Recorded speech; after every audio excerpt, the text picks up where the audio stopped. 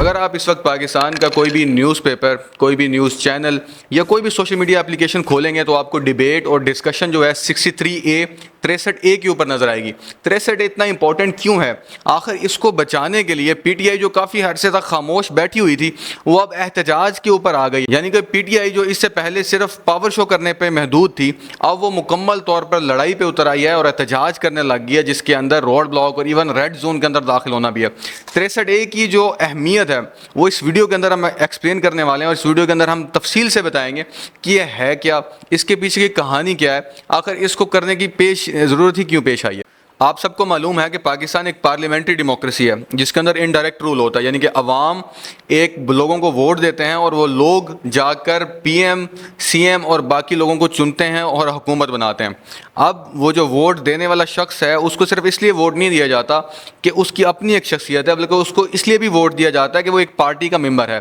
اور پارٹی عام طور پر ایک نظریے کو ریپرزینٹ کر رہا ہوتا ہے۔ اس لیے پارٹی کو ڈیفینڈ کرنے کے لیے کہ لوگ وہاں جا کر پارٹی نہ بدلیں، مثال کے طور پر ایک شخص آپ سے ایک پارٹی کا ممبر ہو کر ووٹ لے رہا ہے، کل کو وہ جا کر اپنی پارٹی بدل لیتا ہے تو آپ کا جو ٹرسٹ ہے اس کے اوپر وہ تو ضائع ہو گیا۔ اس چیز کو ڈیفینڈ کرنے کے لیے آرٹیکل 63A بنایا گیا تھا، اور 63A بنانے کی پاکستان کے اندر اس لیے بھی وجوہات ہیں کہ پاکستان کی تاریخ کے اندر ہارس ٹریڈنگ کی ایک ہسٹری رہ چکی ہے۔ ہارس ٹریڈنگ سے مراد بھی یہی ہے کہ آپ ایک پارٹی کے ہوتے ہو لیکن آپ اہم موقع پر اس پارٹی سے غداری کر کر دوسری پارٹی کو ووٹ دے دیتے ہو، جو کہ بہت امپورٹنٹ بھی ہوتا ہے بہت ساری جگہوں پر جا کر۔ مثال کے طور پر پرائم منسٹر کا جو الیکشن ہے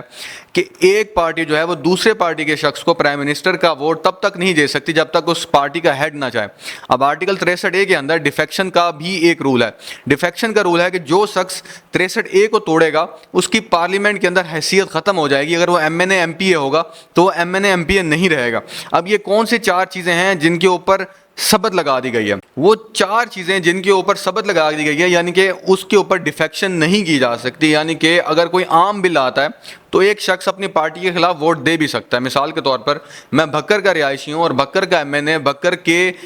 جو انٹرسٹ ہے اس کو سامنے دیکھتے ہوئے کو سادہ اگر کوئی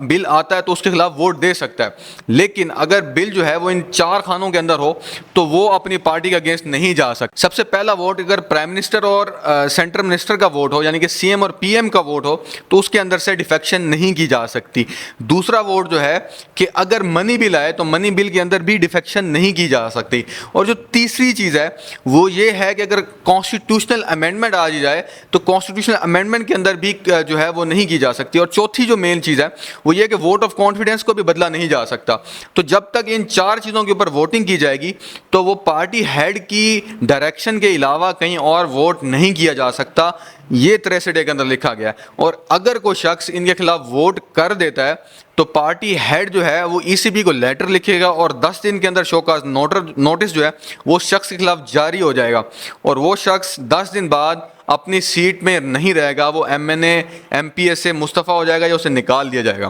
اب اگر آج کے سینیریو کے اندر دیکھتے ہیں تو 2022 مئی کے اندر ایک پنجاب اسمبلی کے اندر ایک ایشو پیش آیا تھا کہ جب ڈیفیکٹڈ لوگوں نے ووٹ کر دیا تھا۔ اب یہاں پر ایشو تھا کہ 63A کے اندر جو لوگ ڈیفیکٹ ہو جاتے ہیں، یعنی کہ 63A کے جو معاملات ہیں، اور سی ایم پنجاب کے الیکشن کے اندر انہوں نے پارٹی ہیڈ کے اگینسٹ ووٹ کر دیے تھے، تو کیا ان کے ووٹ کاؤنٹ کیے